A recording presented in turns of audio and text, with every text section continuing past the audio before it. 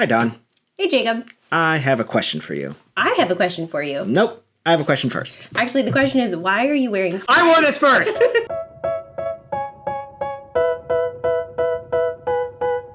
Okay, for the record. No. No. This was... We are in my house. I was wearing this when you arrived. Explain yourself. No. I got it first. I put this on first. Therefore, I got it. The silly thing is that we were together for like an hour before either one of us noticed that we were matching. Comment below who's pulling it off better. It's me. Who wears stripes better? Neither of us. Oh Neither of us should Neither. be in horizontal stripes. That's true. I should be back in all black. What are we talking about today? Okay. Questions. Questions. Your questions. Yes. So we put out on our Instagram asking if anyone had any questions for us.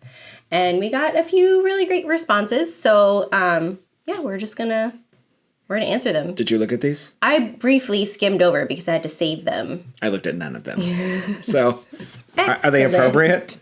Yes, they're all appropriate. Oh, come on. They're That's not our people. they're all really good. All right. However, we're going to start with the easy one because we actually answered this question in last week's episode. No, 2 weeks ago's episode. But when we asked on Instagram, that episode wasn't live yet. So I'll give it to them. Okay. So the question was, best vendor meal you've ever been provided on a job or a wedding? What did I say back then? I forgot. Morimoto. Oh, that's right. Yeah, I'll say it again for those that didn't listen to the first one 2 weeks ago. But I photographed a couple who had a... What was that? Sorry. The bird. I know. Outside. But they had their, what do you call it? Like a rehearsal dinner, but more like a welcoming dinner at Morimoto in Asia in Disney Springs. Mm-hmm. And it was a pretty well-known client. Mm-hmm, mm-hmm.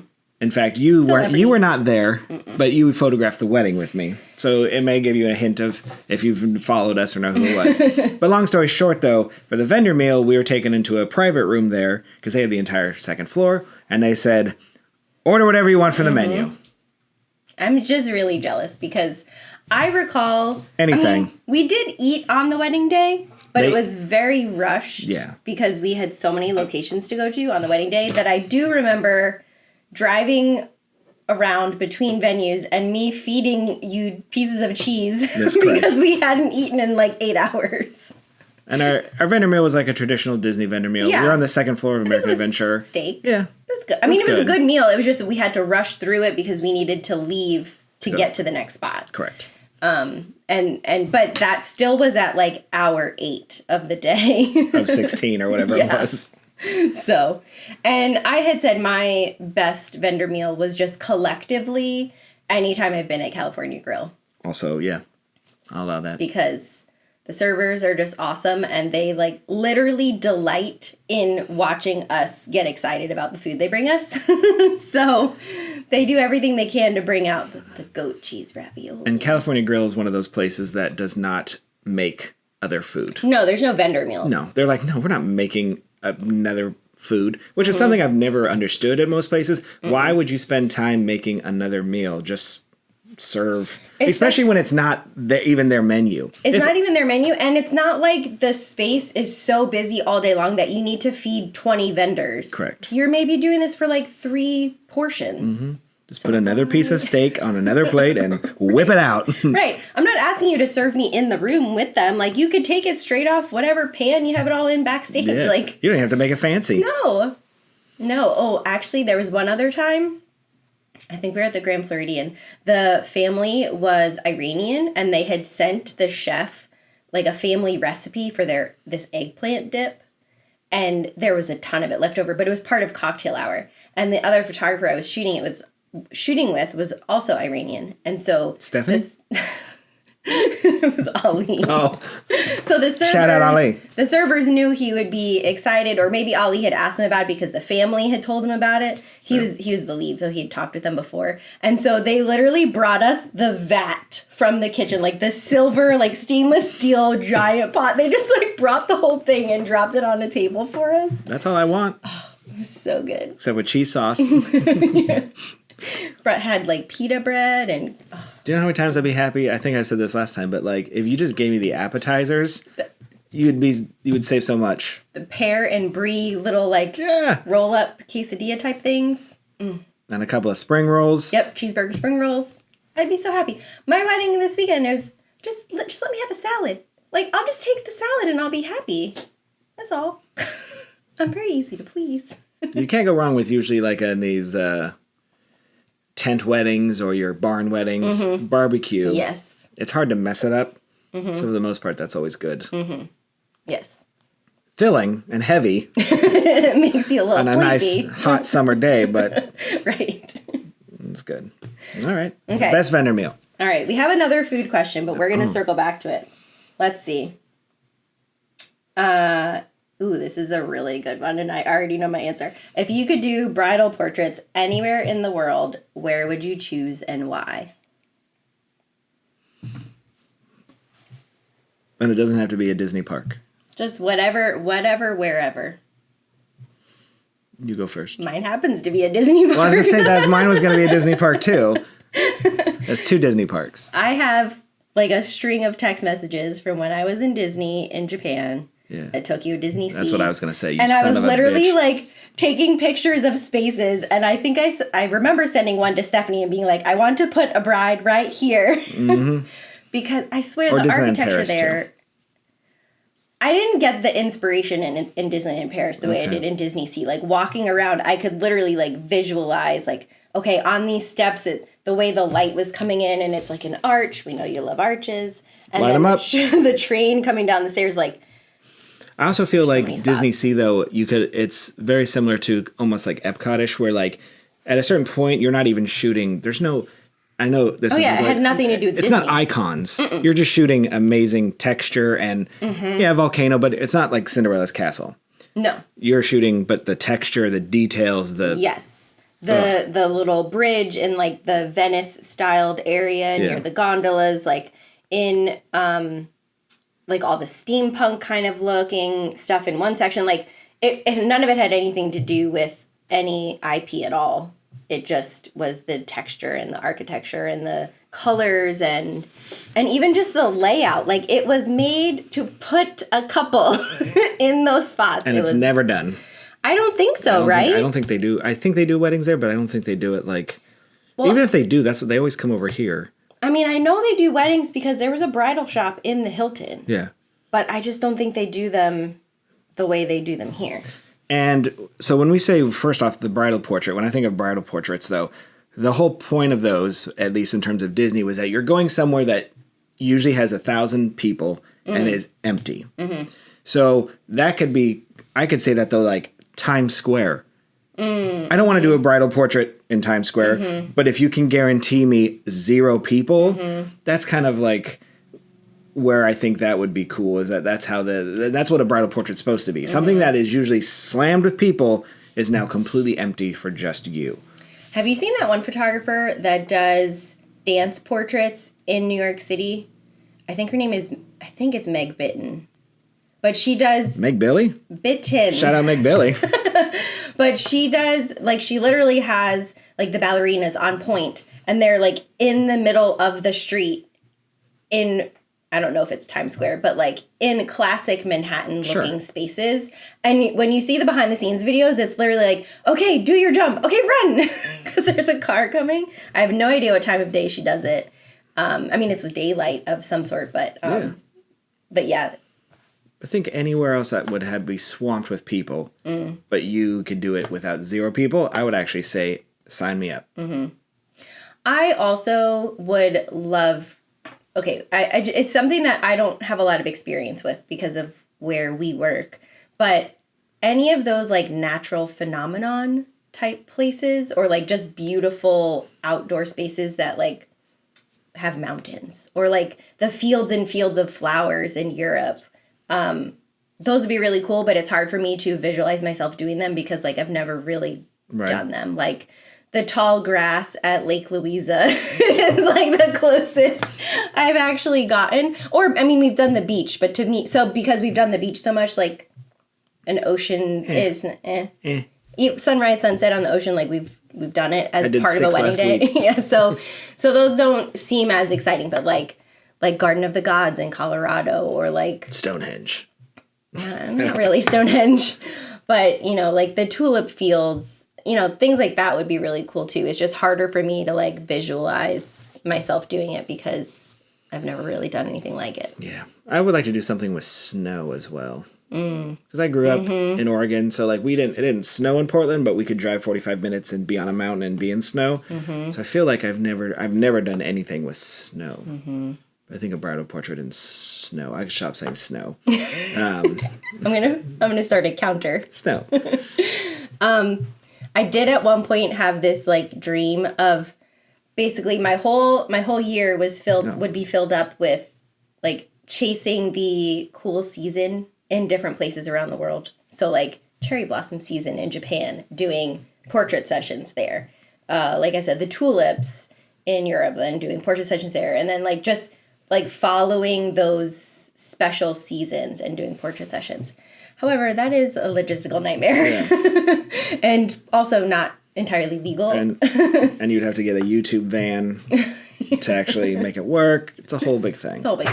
But yeah. So, long-winded answer to snow. That's number 75. Okay. So, we've got a couple of technical questions. So, what are some tricks to understand the light available in a new location? The light available. Yeah, so I think it's kind of like, as a photographer, like how are you basically measuring your ambient light? My first thought is, have you seen this old trick? The old, just look at the side of your hand. I know it's dumb, but like a lot of times when you're walking in, I can stand right here and I just kind of see where the light is hitting, because this will be their face. So I'll go here, full length, see if there's any specular highlights anywhere. So that's one of the first things I do. I always have to go like extra high because my subjects are always so much taller than me. So right off the bat, that's a quick, easy one, is just like, okay, what does it actually look like? And then a lot of it, I mean, it comes with time, and it's like you've kind of learned it over the things of like, you know, where's good shade, but shade doesn't necessarily mean that it's good, because you could still put them in shade and then have a background that is white hot nuclear sun. Yeah. And unless you're going to add a full power flash, you're not going to be able to balance that. Right. So I think a lot of it just comes with time and messing up and then realizing, you know, that's not good. Let's move them again. Yeah. Well, and I think too, you know, this could be even not from the perspective of doing portraits, just like you're in a new space. So how do you start off getting your settings? Yeah. So obviously there's a lot of parameters that you could be thinking about. So if you are going to have people, like, you're probably going to want a shallower depth of field, so your aperture is going to be lower, so that you'll have some like pinpoints for where. That's true. But a lot of times you're looking at your ISO and your shutter speed when you're like getting your ambient light ready. So like outside, your ISO will probably be lower, like up 100 to 400.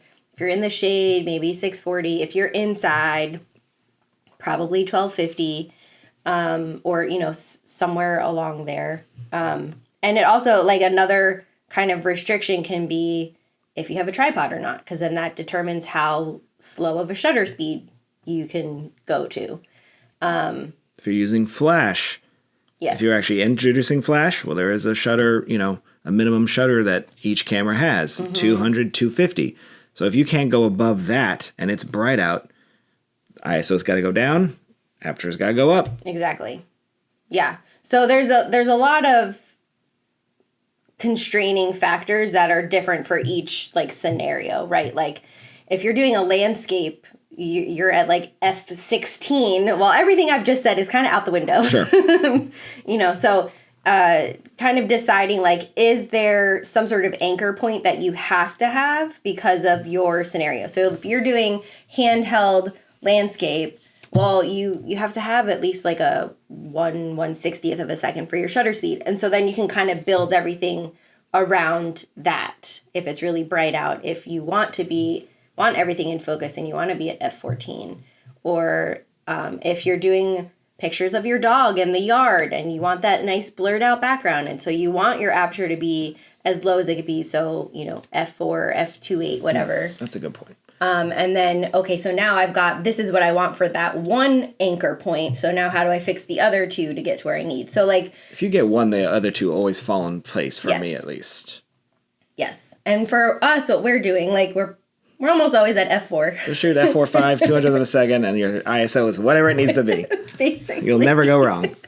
I mean, that's basically what we do, unless we, if we're out in full sun and we can't get enough light out of our flash because of our sync speeds, like that could mess things up, but or make us forced to change our baseline settings. But yeah, that's basically what we do. I say too, if you have a mirrorless camera, shoot in black and white for a little bit if you're trying to find light or you're trying to see how light is, because then you don't worry about color and anything else, but it can really show you like where light is coming from. That's a good tip. It's really I got to do it just manually over the years, but my first mirrorless, when I started playing with it and watching it live, change my exposure and being like, look at that, I can see just a single beam of light coming through, has even made me more keenly aware of light around. So, Yeah. I was going to say too, this isn't exactly connected to light, but I feel like it goes along with how you perceive the light, is color temperature. Yeah. So if you're shooting without flash and you're shooting, whether it's indoors or outdoors, like adjusting your white balance can impact like how bright or not it looks. Like if you're shooting indoors and it's all like really yucky yellow lights, it's just always going to look dingy. Yeah. If you're using like 5600 Kelvin, when you bring it all the way down to, 2900 or whatever, now the light, because your eyes like naturally fix that, it helps the setting look closer to like correct what you see. Yeah. Yeah. Shooting Kelvin. There's one. We shoot in Kelvin for everything. Yeah. I don't use auto. Every once in a while I use auto just because like if I'm struggling with a white balance because it's just funky, I'll go to the camera, the auto, and be like, what do you think? And when it gives me the same thing going like, I don't know, I'm like, okay, then I'm not insane. Yeah. Yeah, when you have those really... I kind of was thinking about it doing the yacht weddings, because sometimes the boat is rotating during the ceremony, and that could impact whether the couple is in the shade or in the sun. And so if I'm at 5600, because the overarching part of the ship is in full sunlight, right, that looks good. But then if the couple is in the shade, then they've got that like blue cast on them. So yeah, sometimes auto is good for like quickly changing light on a subject, or sometimes coming down the aisle. That's another time I might switch to auto if it's like in the sun, in the shade, in the sun, in the shade. Then I just want to cry. What was the question? I already forgot. The question was, what are some tricks to understand the light available in a new location? And a lot of it too is, I would also say, if you have a second, I am not opposed to be like, can you stand there for a second? Because in my head, I know what it looks like, but every once in a while, like you'll get a reflection from a building or something that you weren't expecting. Even the building's way over there and it's casting this weird yellow tint on the person. So sometimes getting someone an assist, a second out in front before you put them there. So you still look like a pro, even though you're still kind of like, I can't tell if that looks good or not. Yeah. Yeah, and I think sometimes, too, it's just, like, look around and see where the light is coming from. Yeah. Like, is it mostly light coming through a window? Is it from overhead lighting? Is it overhead lighting plus a little lamp? Like, just looking around specifically for the light source, and then looking at what's around the light source. So everything we just said can get, especially for indoors, is, like, totally off the charts if it's a fully black room. Correct. Because then Sure. it doesn't matter because the black walls and ceiling just like suck up all of the light. So any settings we just told you would probably be wrong. And sometimes you'll have you'll see some really, like, say, window light. It's a really pretty light, but it's not actually providing enough light for what Right. you need. So, like, I will just recreate it. Mm-hmm. So at the end of the day, I was still given, like, the light gave me the, kind of the idea, the inspiration. I just enhanced it with a flash or whatever because it wasn't enough. So, like, don't be afraid you see a great light, but it's, but like, man, that's not enough. Or like, I'd have to be at 4,000 ISO for that to look good. Right. Or, risk too slow of a shutter speed Correct. and it's blurry or go down to a 1.4 on your aperture and And only hope. Yeah, it's going to focus right here. only their ear is in focus. Yeah. Did that help? Probably not. Next question. Okay. Oh, this one. How often do you take a straight photo, or are we all rotating 99% of photos with a crying emoji? And I'm assuming by straight they mean Yes, horizontal, level. landscape. No, I think they mean like landscape versus vertical. Or is she saying like it's a little crooked? So you're straightening it. Let's answer both. Okay. We'll do it with the crooked first. Before my mirrorless camera, I shot crooked 1,000% every time. Friggin' R on Lightroom. I know R very quickly, and then auto level. If we're talking about leveling, 100%. Ever since though, in my mirrorless and our Fujis, there is a auto leveler in there that has it goes green when it does it, and I have since then have really cut down on my crooked photos. I think mine are so crooked. Still crooked. Good job, Don. It still happens when I'm Yeah. shooting fast. Yeah. But like family photos, all those things, when I have time to actually compose, like, no, straight every time. Yeah. Same. Same. So get an auto leveler in your camera. Like literally, it's in my yeah, it's just in the view. Yeah, my viewfinder. It just shows me if I'm level. Now, horizontal versus vertical. So it depends what I'm shooting. Correct. I would still say on a wedding day, like my thought process is not any different where I'm considering social, because I'm assuming that has having to do with social media, right? Like most social media platforms favor vertical images. On wedding days or on portrait sessions, family portraits, whatever, I still consider like the best composition over whether it should be vertical or horizontal. So if it's a large group, it's probably going to be a horizontal image. If I'm down to just like mom and son, it's probably going to be vertical because then they fill the frame more. Yeah. But when I'm doing branding, where these images are specifically to look good on social media, then I am considering it. Then I am shooting things vertically and horizontally so they have options to work with later, because that entrepreneur might be adding text into the image, so they need a ridiculous amount of negative space anyway. So what I'm giving them isn't it's not a well-composed image for the sake of it being a well-composed image. It is a useful tool for them in their marketing. That's fair.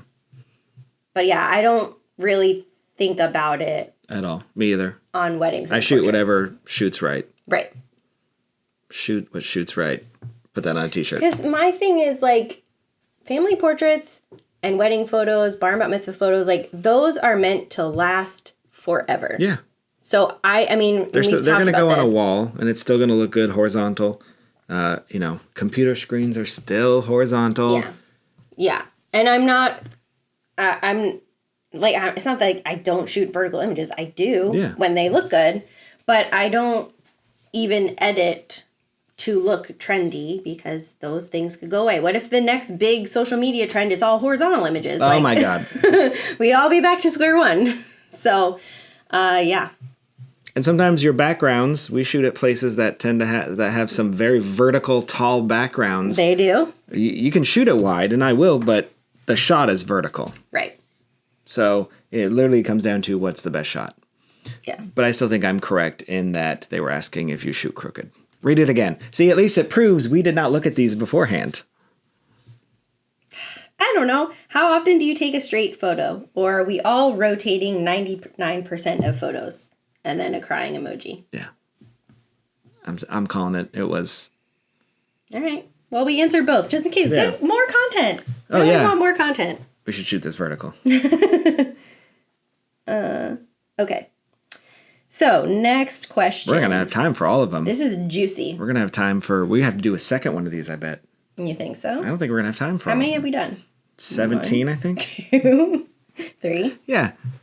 4. We'll do like We 7. have 3 left. We'll do 7. Okay. If you could do anything else for a job and photography was a hobby, what would you do? Cry. Sit at home. It's a big question. I mean, my younger self dream job was an Imagineer. Mm-hmm. I wanted to be a Disney Imagineer. I wanted to design rides. Mm-hmm. I didn't want to do any of the math. I just wanted to be like, idea, build it. Great. So yeah, Imagineer. Mm-hmm. Stay-at-home dad. Without kids. Professional board game player. Board game reviewer? Yeah. Ooh, there you go. Mm-hmm. I do that. I think if it were now and I were like, I needed to switch away from photography for some reason at this point, I really don't know. Can I teach photography? Yeah. I mean, I don't really want to go into education the way education exists right now, but I did always love teaching. So yeah, maybe teaching photography, but I also think maybe I'd try to get in somewhere in like the publishing world, either like working for authors. You do like your gross lady books. Or editing. Like I've had a few authors where I'm a beta reader for them. So that means like they have an editor who did the actual like edit of the book. So they're the alpha, and then you're the And you're the beta. And then they like I'm in the kind of next round of people. So it's a finished product, but still open for changes. Right. And I've been able to make like significant suggestions just in like how the storyline worked out and like not building up enough consequence for certain characters and like not letting the reader like care enough about what's happening and you know, it's been really cool for the author to like take that feedback and make changes to the final draft of the book. So I think I would enjoy something in the publishing realm. And I was joking, but like, yeah, there's a couple board game companies that I would love to be. You don't even have to be like, I don't want to necessarily publish games, but just there's some very small companies that are like 5 or 6 people. They make 2 or 3 games a year, but they're, you know, it's a full-time job. I think that would be, you'd be in a small core group of people, like-minded people that like to play board games. Yeah.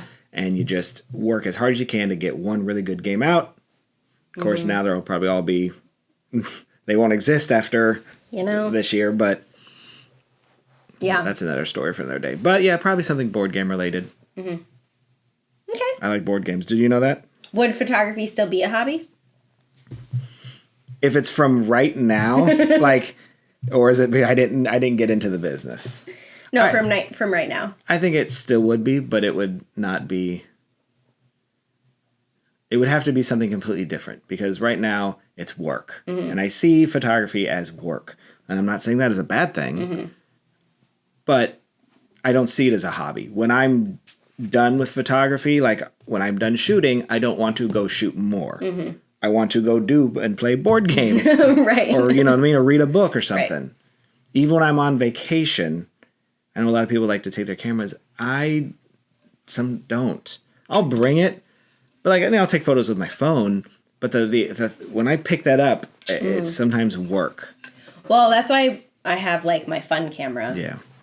That's separate. And like, when we went to France a few years ago, I just brought my Fuji X-T3, which was like my backup camera, and a 27mm lens. That was it. Yeah. And so it was kind of like a fun challenge to see what I could capture just with that, but it was compact and small, and I wasn't worried about someone trying to steal it, like, you know, because everything else is work.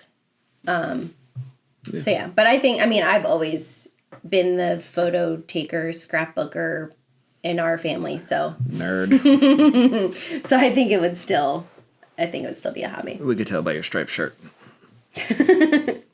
Okay.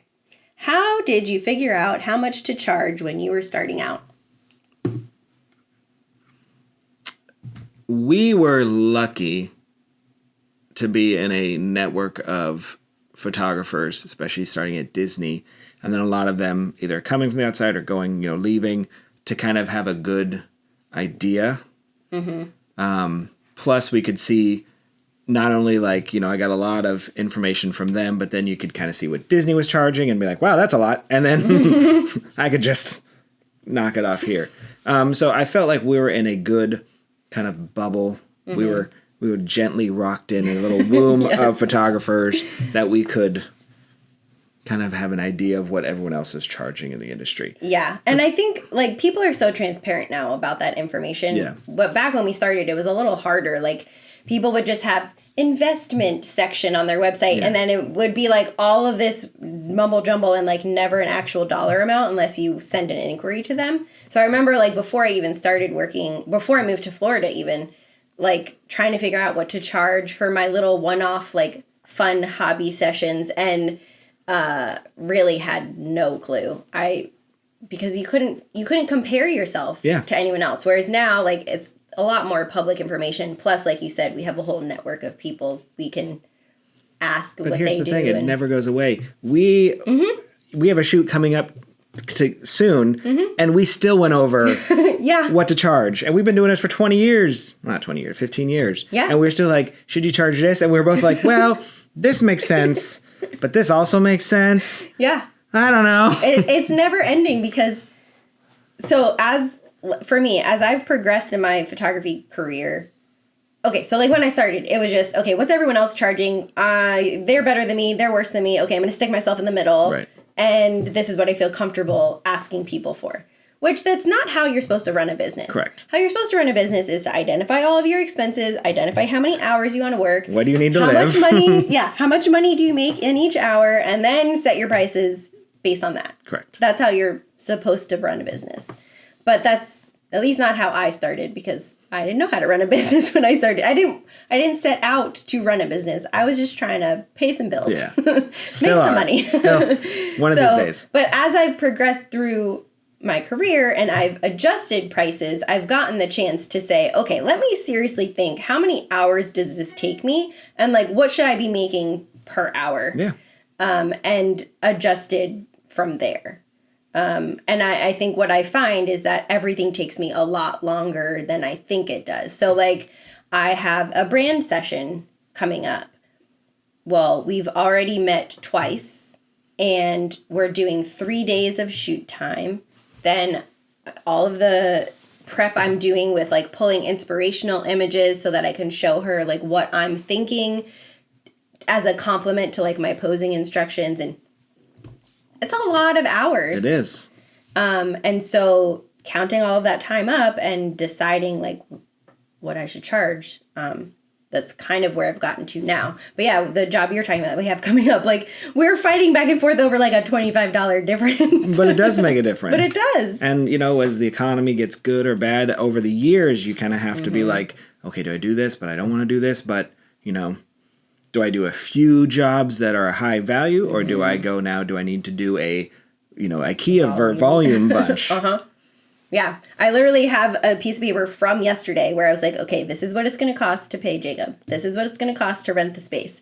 Here's how many time slots I could do. If I charge this much at this many sessions, this is my profit. If I charge this much at this many sessions, this is my profit. And don't forget, we did a full test shoot just to see if it was even viable. Yeah. So that still was time used. Yeah. And images you now have to edit. Yeah, so it's an ever-evolving process. And then you have to decide when you want to run discounts or sales or promotions, and making that all still be worthwhile to pay your bills and cover your increasing costs, because everything goes up. But Dawn's right, though. All you have to do is Google photographers in your area, and the good ones will have their prices right on there. YouTube, I guarantee if you just type in YouTube, they'll tell you exactly pretty much what we just said, or some will tell you their prices. Yeah. And you can look too, you can search like average cost for X session in X city. Yeah. And they'll tell you. Or like little Google AI will give you, or you'll find, not Indeed, but like other sites like Indeed that compile data like that will have a report about it. Yeah. And, like I said, I use things like that and they're better than me. Okay, I'm in the middle. Still am. Yeah. So. Good All right. question. You want to do one more? Sure. Okay. What is literally the best place for chicken tenders in Maitland? And I've been thinking about this since I read the question when I first pulled up all the questions. I don't go to Maitland. I don't think there are any chicken tenders in Maitland. I literally don't know. So Publix? Maybe. Okay, so in Winter Park, there's like all of these names, and now I know I'm gonna butcher it, but Ryan has like a bajillion names. There's four chicken tender places, all like right Like a chicken in a little tender, square. little mafia? Like, Yeah. There's PDQ. There's Chicken Guy. There was Popeyes. I've had Chicken Guy.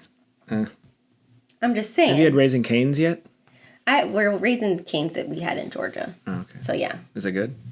it's fine. Okay. It's a chicken tender. You don't gotta say it like that. I mean, everyone's like all excited, but Zaxby's, Yeah. we're all the same. They're all the same. There's chicken. Oh no. Yeah, We're talking we're about hungry. food in my tummies.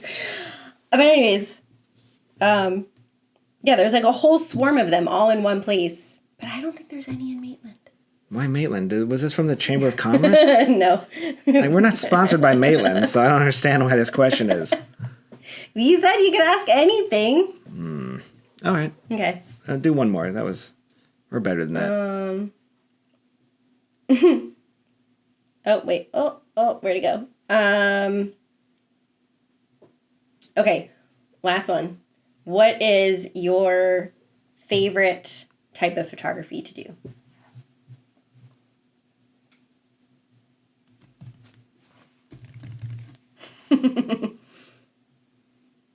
It is just a couple portrait. We'll say bridal portrait because that's what we're used to, but I'm not saying it has to be like a bridal portrait specific place. Just two people, no one else. For in my time, I love photographing a couple, just two people. I could do it for 2 hours because I can do so many things. So I would say that's what comes to mind is couple stuff. Portraits. When I think about like which sessions I come out of most excited from, that's not a properly worded sentence. Maybe I shouldn't go into publishing. Boudoir. You know what I'm saying? When I finish the session, like which ones I'm most amped up about getting to work on, I feel like it is also couples. Isn't it? There's just something, it was when we talked with our friend Steve, who's a videographer, like he has Shout out Steve. a really strong point about like the opportunity for emotion Yeah. in your images. And I would say a very close second to that are the brand shoots that I do. Just because you can, like, I love the opportunity of getting to know that business owner and like how their business works and what they want to share with people about their business. And then like getting to create something that contributes to the well-being of their business. And like normally they're so excited and amped up and I'm showing pictures on the back of the camera and like you're already visualizing how they'll be able to use these images for marketing or whatever the case may be. So I would say that's a close second, but it's Something hard about to beat. couples, man. The energy, the vibes. Again, one person, you kind of, after a while, kind of get not stuck, but there's only so much you can do with one person. Yeah. But there is almost infinite things you can do with two people. This is getting real sexual. But also, when I think about the sessions I've come out of that have stressed me out the most, also couples. Also couples. No, mine's families. Yeah, families can be rough. But I feel like when you have like a really high strung bride that just wants you to recreate a shot list, like. Yeah. I wasn't saying weddings, though. I know that's where it goes, but it could be any couple doing anything. Yes. Engagement, portrait, anniversary. I know, I'm just saying, like, why I was a little hesitant to say couples, because I came into the question thinking, like, what gets me the most excited? Yeah. But then, like, those are also some of the same types of sessions that get me the most stressed. So. That's why. Yeah. I also like, for a close second, would be product photography, where there's no people. Not boring product photography for Amazon, but like when you can actually be creative and just, fart around in a studio for 4 hours, and as long as you deliver the product, you know what I mean? Yeah. Yeah. But couples, good question. Yeah. All right. So, send us more questions if you have more. Well, we still have a couple left, so we'll do it again. Yeah. Send us more. All right. So, what'd you shoot this week? I don't know. What did I shoot?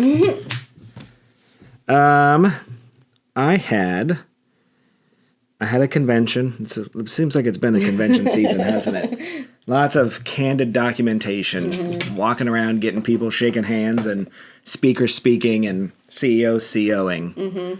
Seems like, I mean, I know it's that time, but it seems like it's been more for me this, like. It does. I don't know where it's coming from. Well, I think it's also the absence of how many weddings it normally is. That's true too. That's what the contrast is. Well, that's why I feel so lopsided. Maybe it's always been the same amount of conventions, but I would just say no because I'm on a wedding. Right. And now I'm like, yeah, okay. I could tell you one of my least favorite, though, is candid document. I don't like, okay, here, no, I'm going to say it like this.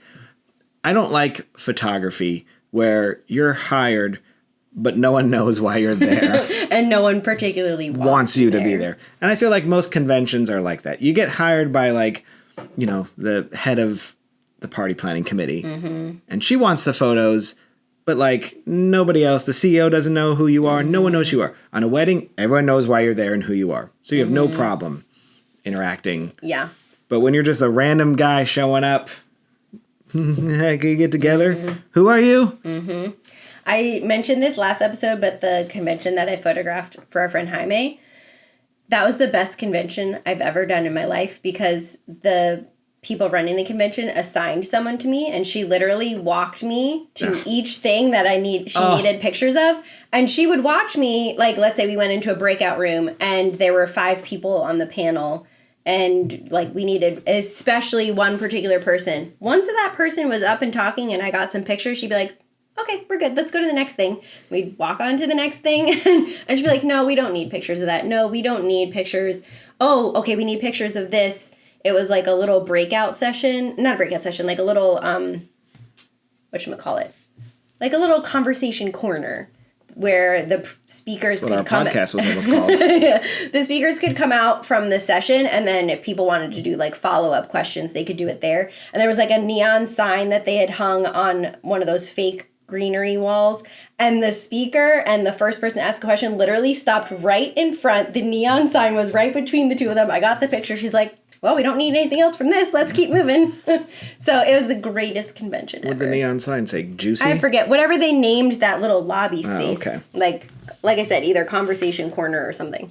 All right. So conventions, yay. I had another headshot session. This was a fantastic, 10-hour session where I got to sit around and just sit there while, it was for it was for groups of leaders. It was actually people that had become leaders. So they had been kind of in a mass kind of hiring. And so we had all of these people at times, but it was like a rush at the beginning of 10 a.m. And then we'd photograph them. And then they were supposed to go from 10 to 11, but most of them would all show up at 10. And then you just sit around enjoy the weather. Enjoy the weather. And then again at 11, here comes another rush. So I had enjoyed that. And then finally I had a wedding at Shingle Creek. I like Shingle Creek. Haven't been Shingle Creek in a long time. Forgot how big that place is. Massive. Honestly, I think the last time I was there, we had a bar mitzvah there or something. Yep. But it always funny is trying to find their room, their not their room, but their reception room. so big. You go up an escalator to go up a tiny escalator to go down another one, and then down 6 hallways. You're like, am I still in Florida? I don't know. Yeah, it is a maze. But it was, and my favorite types of weddings. Second marriage. Mm-hmm. Older, second marriage, grown children. Mm-hmm. They're not there to make money. They're just there to have fun. Mm-hmm. So the photos are, we still get what needs to be got. Mm-hmm. But the amount of fluff is not necessary. Mm-hmm. They are there to go to their party. Yep. Can we get a nice family photo? One or two of us, and then we want to eat and party. Yep. Yeah.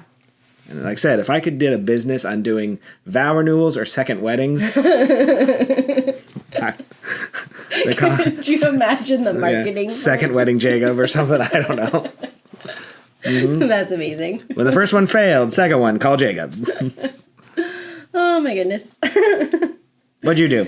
Okay, so I had a mini session.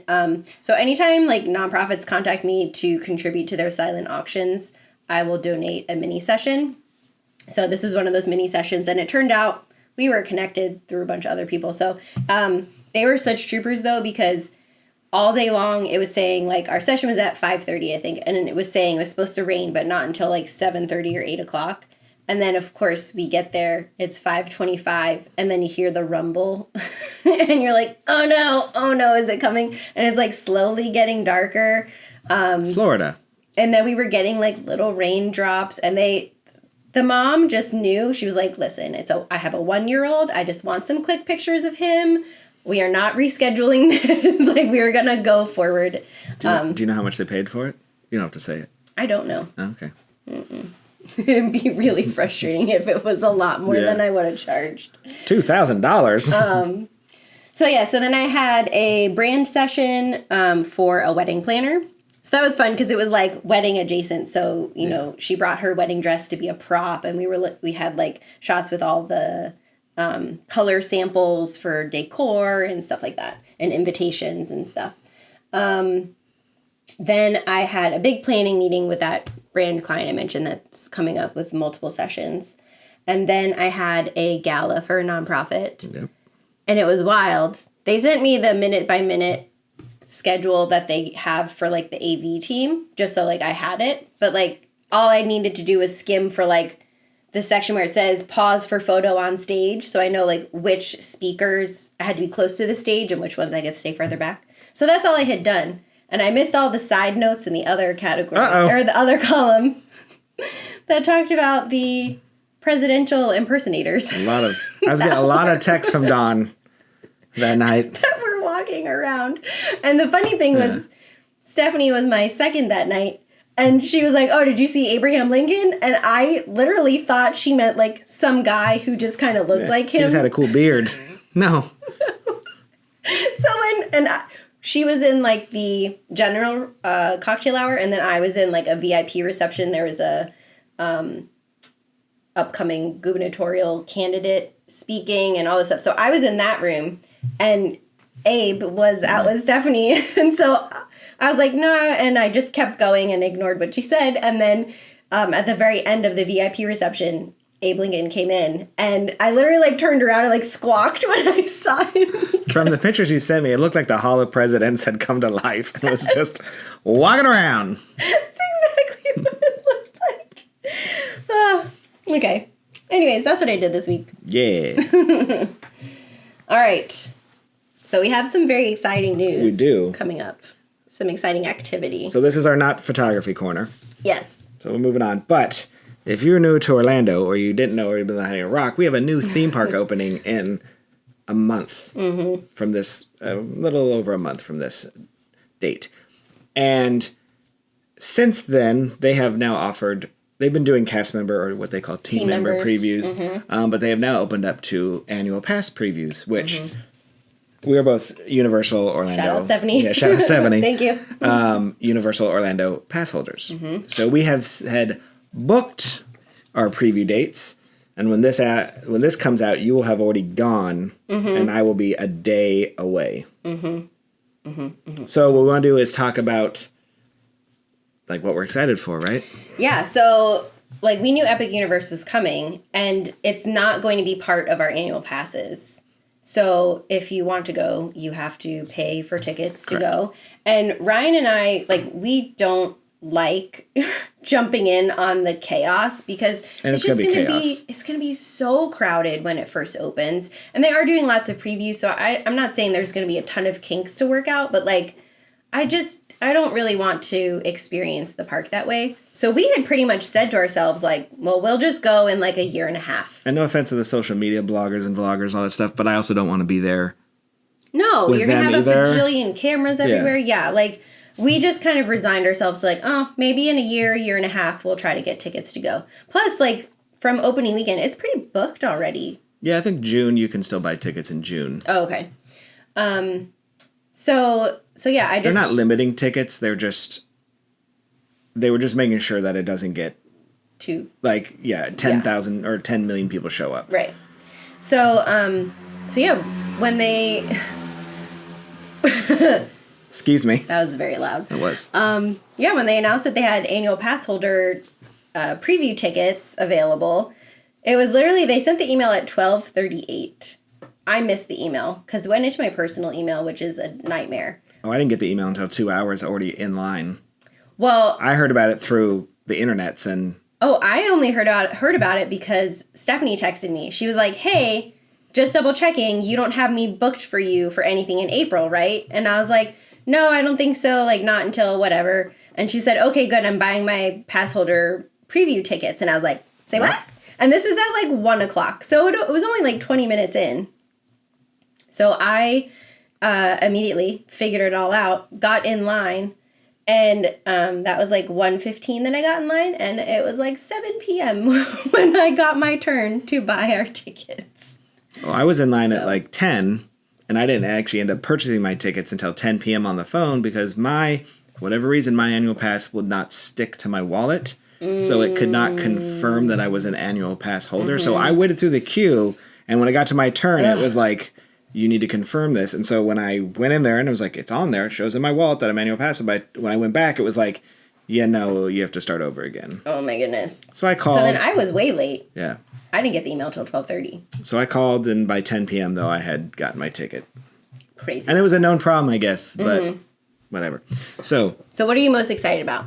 there are, for those who don't know, it is a new Universal park, and it is not in Universal. It's on obviously they own the land, but it is like 2 miles away from Universal. It required new highways. Yeah. So it's more like Magic Kingdom is to Epcot. So if you've been to Universal, Islands of Adventure, City Walk, and the Universal Park are all right there. This is 2 miles down the road that required a brand new road. Huge roundabout they built, this huge thing. So it's got 4 lands to start. 5 if you include technically. And there is a Super Nintendo World. There is a Dark Universe, which is Monsters, Universal Monsters. There's a new Harry Potter based in France. And there is a How to Train Your Dragon. And then the gardens and the Celestial Gardens in the front. The one I'm the most excited about is Dark Universe. Me too. The whole idea of the classic Universal monsters, and from the stuff they've previewed, the area just looks phenomenal. And I feel like it's something that has never been done Correct. anywhere. Like there are other Nintendo worlds. Like we've seen the videos. Like Tokyo, California, it's been done. It's Right. exactly the same as the other ones. There are well, is the Donkey Kong coaster new though? no, it debuted in Japan. Oh, did it? Okay. They were building it while they were fitting. It just opened like 2 months ago, but they were building it, and then Epic Universe was like, well, yeah, we'll take all of it. Okay. And then, like, How to Train Your Dragon, not that it hasn't been done anywhere else, but, like, I don't feel like it's different enough. I don't have an emotional connection to it. Yeah. But the land looks amazing. And the animatronics. And the animatronics look amazing, and Yeah. the roller coaster looks amazing. And so, like, I'll be excited, but it is not thing. But Dark Universe, all about it. The Burning Blade Tavern. Have you seen the pictures of the restaurant that has like the big like windmill on top, whatever that. Then there's a regular restaurant though that's like Dracula's thing, and there's like dead vampires like stuck to the wall in their coffins and stuff. Yeah. Yeah. So Ryan doesn't ride roller coasters, and even the descriptions we've heard so far for some of the rides that I think maybe he could do, he's like, I don't know. So for him, he's like, my priority is for you to ride as many of the rides as you possibly can. And like, don't worry about me. I will just soak in whatever's happening. But at the same time, now it sounds like we might not get to ride very many rides. You will. So I'm trying not to even like prioritize what I want to do. Like, just go in, experience, see what it's like. Yeah. I really want to see the dragons though in How to Train Your Dragon area, like the ones The robotic like walking dart, ones. the little and- walk around yeah. one. Yeah. We watched the movie for the first time last week in preparation. The first movie. I've never seen it. Probably should. It was actually pretty good. Have you seen, and you've been on Flight of Passage, Forbidden Journey, Harry Potter? So that's what Monsters Unchained is. Exact same ride system. Okay. It's the Kuka arm, robot arm on a dark ride. Okay. But apparently, though, just tons of animatronics, screens, very similar to Harry Potter, where like you'll see screens into then real physical, sets. yeah. But the animatronics, I've been trying so hard not to be spoiled, but it's tough. The internet, my algorithm's like, oh, we know you want this. I did see the Frankenstein monster because he's in the pre-show animatronic, and I'm like, but I also saw that animatronic when they just showed it like 2 years ago, like in the warehouse. So like, okay, like I'm trying not to, but I haven't seen anything from the ride itself. So we only watched one video so far. We watched Ordinary Adventure just because we tend to watch their theme park videos anyway. Shout out Ordinary And so we Adventure. kind of had it on in the background because that we watched it like 2 days before they announced the ticket. So like we watched it out of curiosity, but not out of like active curiosity because we didn't think it really applied to the current time. Yeah. Like we were just like, oh yeah, that's cool. But they kept saying Universal wouldn't let them film any of the rides. Yeah, but that was a media preview they did. Yes. Now that it's well, not open, but now these previews, there's not going to be, I don't think, as many restrictions, so they're going to pop out more and more. Okay. So that's all I've watched so far. Yeah. And they didn't get time to do everything. And they were only there during the daylight. Yeah, Our preview times are 11 a.m. to 9 p.m. which I think they're doing to see how nighttime crowds work. Well, I just saw the Fountain Show. Mm-hmm. I saw that. It was an obscure... And yeah. there's a firework launching pad behind the hotel. And that there's a lake behind, like a retention pond, and there's like a cutout that has a little... So... And they've done fireworks already, like during, people have seen them like at night when it wasn't open testing fireworks. So I don't know if there's going to be a fireworks show, but they definitely have the infrastructure for fireworks. Yeah, there was just like a YouTube short that popped up that was the Fountain Show. But it was like mostly obscured by the, who I think was an official Universal camera operator because there was like the big shoulder rig and like a whole big thing. Whole big thing. But yeah, I'm excited. The Harry Potter land. I think it's funny that Harry Potter land, so like, this is their third Harry Potter land. Obviously, we've had Hogsmeade, Diagon Alley, and now France. France, Paris. Yeah. But like, they keep getting more and more detailed and bigger, but they're getting further away from iconic stuff because obviously they did, Hogsmeade first, but they were still like, you could tell like, they were still kind of tentative. They weren't sure if it was going to be huge. Now that it's huge and they know it, they're going even higher detail, higher stuff, but it's just France. But it looks so cool, like all the giant it looks posters great. on the canvases I that agree. are draped everywhere. Just how like Diagon Alley looks better than Hogsmeade. So it's like they keep getting better, but less iconic. Yeah. Yeah, it looks cool. I'm excited for that ride. Yeah, everyone said that ride it's finally opened and people are saying it's pretty bonkers. Yeah. But we'll see. Yeah. Well, by the time, like I said, we'll have done it, we will do a follow-up and give our initial... Our report. We're not going on the same days. No. And Stephanie's also going on a different preview day, I think. I think she's going before I go. She is. She's going on day one. Yeah. So So, like, ugh, no. well, we didn't have many choices because Ryan is off on Sundays and then one other weekday, but right now he's only getting his schedule a week by week. So we didn't know what weekday. So that was the only Sunday. I'm taking my kids out You're of school. both I don't off. care. So, All right. okay. See you soon. Okay. We'll be at Epic Universe. Bye. Bye.